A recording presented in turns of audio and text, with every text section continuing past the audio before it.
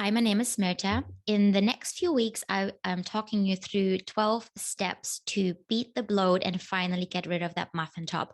We are in video number 4 now, so go back to the other ones if you've missed them. And also, if you want to stop waiting, you can click the link below to download the full PDF with some extra helpful tools in it, if you like.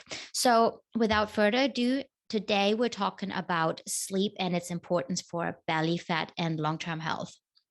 Now, in the previous video, we talked about cortisol and the stress level, how that is important for our long-term health, but also belly fat accumulation. Now, the same goes for sleep in a slightly different version. Now, a lot of us and a lot of my patients and friends that I know like to skip sleep. They think, well, I can sleep when I'm dead. They binge Netflix at night or have big late meetings, dinners, and then they get to bed really late, but still get up at 5 a.m. or whatever it is to get to the gym, do a workout, and then just run around that hamster wheel all day long and do it again, not getting enough sleep. Now, why does that matter? So research shows that even just after one night of not enough sleep, the body the next day is slightly insulin resistant. So we talked about that in video number 1 of the series, but when the body is insulin resistant, what happens is that even if you eat the same type of food and the same amount, you're more likely to store it and be directed that into your belly for fat storage rather than distributed evenly throughout the body and used up as energy instead of storage.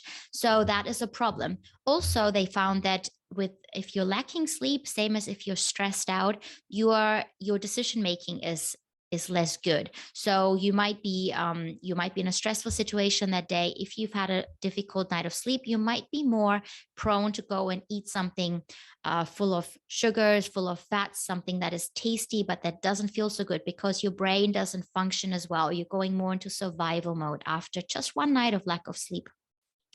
Now, the other thing is that with chronic sleep deprivation, it also has been linked to long-term health effects like inflammation, but also accumulation of the dreaded amyloid plaques in the brain that have been linked to Alzheimer's, for example. It also affects our memory long-term. We can't consolidate memory. We can't clear out things, toxins out of the brain at night. We need that good, deep quality sleep to be able to reset the body, have a strong immune system, but also have strong willpower and lower inflammation the next day. So then we don't have that belly fat accumulation. Now, what are a few easy tricks you can do if that is a problem for you? First of all, is set a routine. That's number 1. Just make it, you have to calculate back from the time you have to wake up in the morning, you have to at least have 7.5 hours of sleep. Better yet, go to bed 8 or 8.5 hours before so that you can get enough sleep. Ideally, you wake up without an alarm the next morning. So that means that your body had enough sleep, and make it a routine. Then also avoid late dinners because they have been shown to disrupt sleep, alcohol close to bedtime, having things that hike up your cortisol, your stress hormone in the afternoon, like we talked about in the previous video. They will all disrupt your sleep.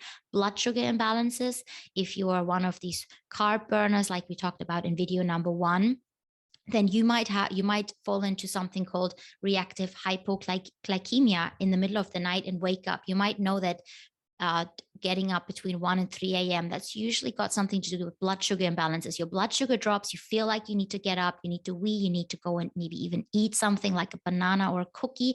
That just means that your blood sugar wasn't balanced, and that will disrupt your sleep. And then the next day, it will be so much harder to stick to your healthy routine, to your work, brain function, all these other things. Now, if you want a few more tricks, again, click the link below. There's a whole PDF ebook with all the different tricks summarized, and you can have them all printed out with little worksheets. So if you found that helpful, then share it with some friends. If you feel like someone in your friendship or in your families or other loved ones have trouble sleeping and that might be part of their problem, then share this video.